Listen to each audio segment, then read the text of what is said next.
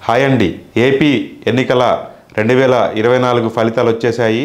వైఎస్ఆర్సీపీకి దారుణమైన ఓటమి చవిచూడగా తెలుగుదేశం మంచి మెజారిటీలతోటి ఏకపక్ష విజయంతో అధికారాన్ని దక్కించుకోబోతా ఉంది.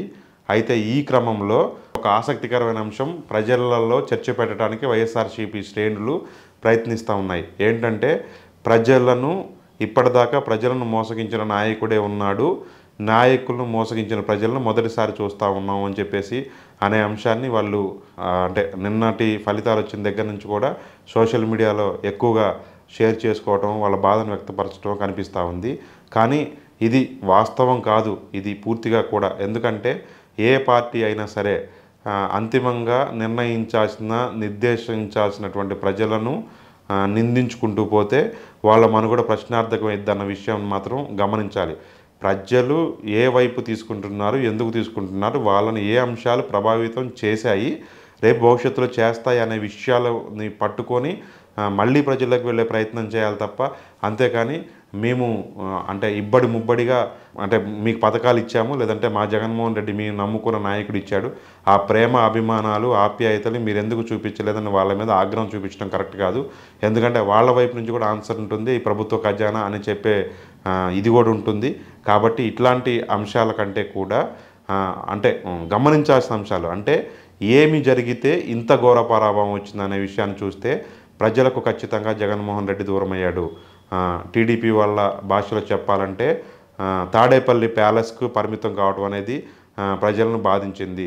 రాజశేఖర్ రెడ్డిలో ప్రతిరోజు ప్రజల్ని కలిసే మనిషిని చూశారు.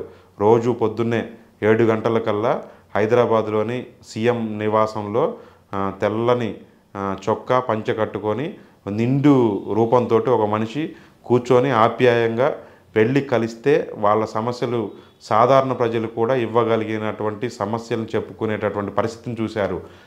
మళ్ళీ జగన్మోహన్ రెడ్డిలో ఇదే ఉంటుందని చెప్పేసి భావించారు. ఎందుకంటే 2009 నుంచి 2019 వరకు జగన్మోహన్ రెడ్డి రోడ్లపైనే ఉన్నారు, ప్రజలను ఓదార్చారు, వాళ్ళ కష్ట సుఖాల్లో తోడుంటానని చెప్పేసి మాట ఇచ్చారు, భరోసా ఇచ్చారు.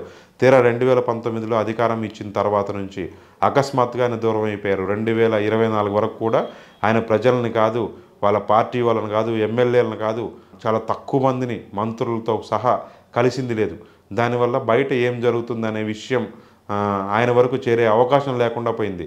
ఆయన ఏమనుకుంటున్నారో బయటికి చెప్పడమే తప్ప బయట ప్రజలు ఏమైపోయారు అనే విషయం చూడటం లేకుండా పోయింది. ఆయన ఒకవేళ బయటకు వచ్చినా కూడా పరదాలు కట్టడం, చెట్లు నరకటం, ఇటువంటి ఇన్సిడెంట్లు కూడా ప్రజలను బాధించింది. ఎందుకంటే రోడ్ల మీద పాదయాత్ర చేసి, లేదంటే రాజశేఖర్ రెడ్డి చనిపోయిన కుటుంబాలను ఓదార్చినప్పుడు ఆయన గారు ప్రవర్తించినటువంటి ఏదైతుందో జగన్మోహన్ రెడ్డి కురిపించినటువంటి ప్రేమ ఆప్యాయతలు చూసి జనం మా మనిషి అనుకొని చెప్పి ఓటేశారు.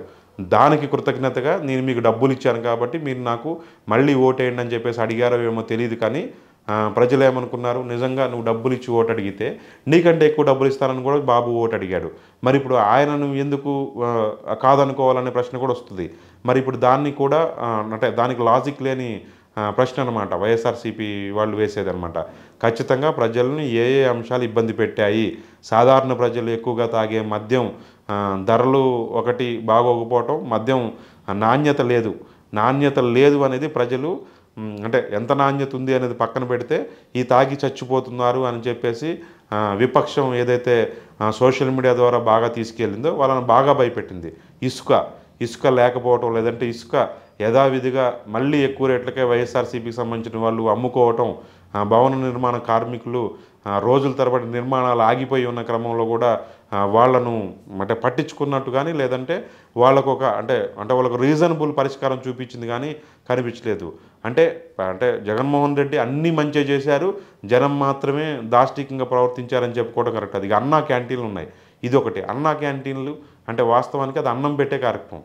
దానికి అన్నం లేకపోతే లేదంటే వైఎస్ రాజశేఖర రెడ్డో జగన్మోహన్ రెడ్డో పథకం పేర్లు పెట్టుకుంటూ పోయేది.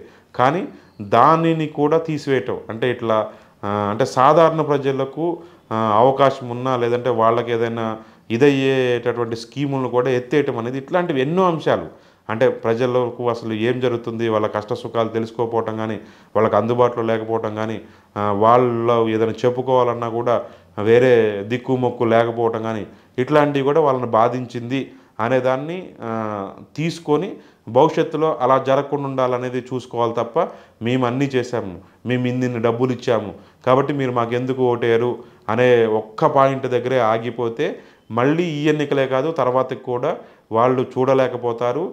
వాళ్ళు ప్రజల మనసులను మళ్ళీ ఇంకోసారి గెలుచుకోలేకపోతారు. ఎందుకంటే ప్రజల మనసుల్లో ఒకసారి స్థానం పోతే మళ్ళీ సంపాదించుకోవడం అనేది చాలా కష్టం. చంద్రబాబు నాయుడు నిజంగా ఆ అంశాన్ని నిజంగా ప్రజల్లో మళ్ళీ వాళ్ళ మనసులకు దగ్గరే లేదంటే వాళ్ళని ఆలోచింపజేసి ఓటు పొందారంటే నిజంగా అభినందించాలి. అటువంటి ప్రయత్నం ఈ 5 ఏళ్ల పాటు జగన్మోహన్ రెడ్డి చేస్తే తప్ప వాళ్ళ శ్రేణులు కూడా దీంట్లో మళ్ళీ ప్రయత్నం చేస్తే తప్ప ఇంకొకసారి వైఎస్ఆర్సీపీ అధికారం వైపు అయితే రాదనే విషయాన్ని గుర్తుంచుకోవాలి. Thank you. మరోసారి మరొక వీడియోతో కలుద్దాం.